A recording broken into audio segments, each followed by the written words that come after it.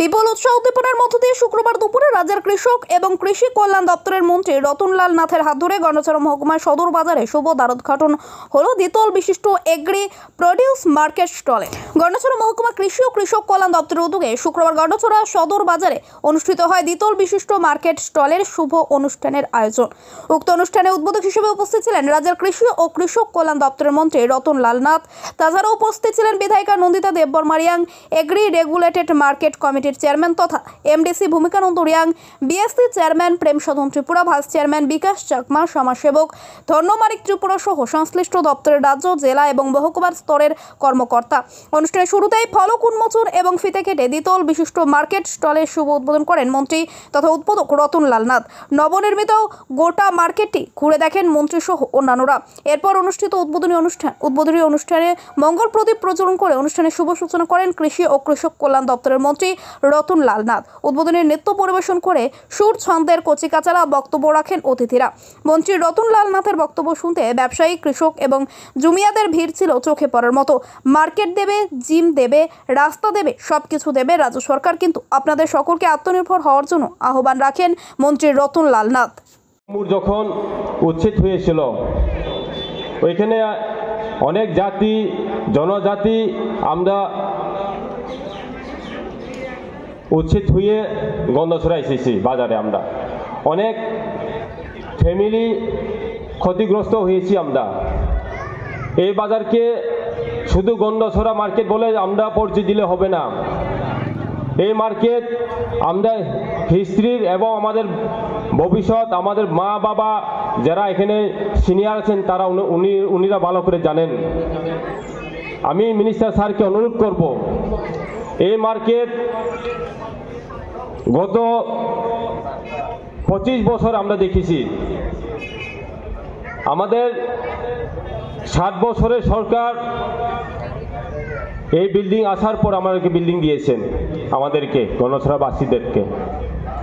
তাই আমি অনুরোধ করব মিনিস্টার সাহেবকে, স্যারকে, আমাদের আরেকটা বিল্ডিং আছে এখানে ফিশ মার্কেট, আমাদের অনেক এস্টিমেট করে রেখেছি। স্যার আমি আপনাদেরকে বাজার পক্ষ থেকে, আমাদের এলাকাবাসী থেকে আমাকে অনুরোধ করব যাতে এইগুলাকে আমরা একটু দেখেন। আমাদের আরও মার্কেট প্রপোজাল আছে, তবে একসঙ্গে দিতে পারবেন না আপনারা। তবে আমরা যাতে এখানে সবাই জাতি জনজাতি মিলে এই বিল্ডিংকে আমরা উদ্যোগ হয়েছে, আজকে উদ্বোধন হয়েছে। তো আগামী দিনে আমাদের কমিটি আছে, কমিটি নিয়ে আমরা বসবো। এখানে কোনো কালার, কোনো জাতি, কোনো ধর্ম দেখব না। আমরা শুধু একটা ধর্ম দেখব, যাতে এখানে কৃষক যে বিজনেসম্যান পাক। কারণ এই বিল্ডিং আমাদের অত বছর পরে আমাদের বিল্ডিং পেয়েছি, আমরা সবাই খুশি। তাই আমার গন্ডাছড়ার বাজার মার্কেট পক্ষ থেকে, গন্ডাছড়াবাসীর পক্ষ থেকে আমি অনুরোধ করব যাতে এই বিল্ডিংকে আমরা পরিষ্কার রাখবো, দেখে রাখবো, যাতে এই মার্কেটগুলি ভালো করে চলে। তাই আমি অনুরোধ করব যাতে আমরা সবাই মিলে এই মার্কেটকে দেখাশোনা করার জন্য। এটা রেগুলেটেড মার্কেট, এটাকে কি বানাবো? ইনাম মার্কেট। 21টা, আমাদের কত 580টা বাজার আছে। আমাদের 580টা বাজার ত্রিপুরাতে আছে। 580 বাজারের মধ্যে 21টা মার্কেট আছে রেগুলেটেড মার্কেট। এই রেগুলেটেড মার্কেট এর মধ্যে গন্ডাছড়া একটা, রোসাবাড়িটা না। রোসাবাড়ি মার্কেট দিয়েছে, কিন্তু এটা হবে ইনাম মার্কেট। এখানে বর্ষা সরকার যত উৎপাদিত ফসল আনবেন, কৃষক যাবে না। ওই এফপিও আছে, এফপিও আছে, কেউ এবার ভ্রমণ শুনছে। এফপিও আপনার উৎপাদন, কৃষকের সময় নাই। কৃষক কোন সময় যায় বোম্বের সাথে কথা কইব, কৃষক কখন যায় আহমেদাবাদ কথা কইব। এই জন্য আমরা এফপিও করে দিছি। এফপিও মানে সমস্ত ফসল উৎপাদন হয়ে যায় তাদের লোকের যোগাযোগ রাখবে এফপিও।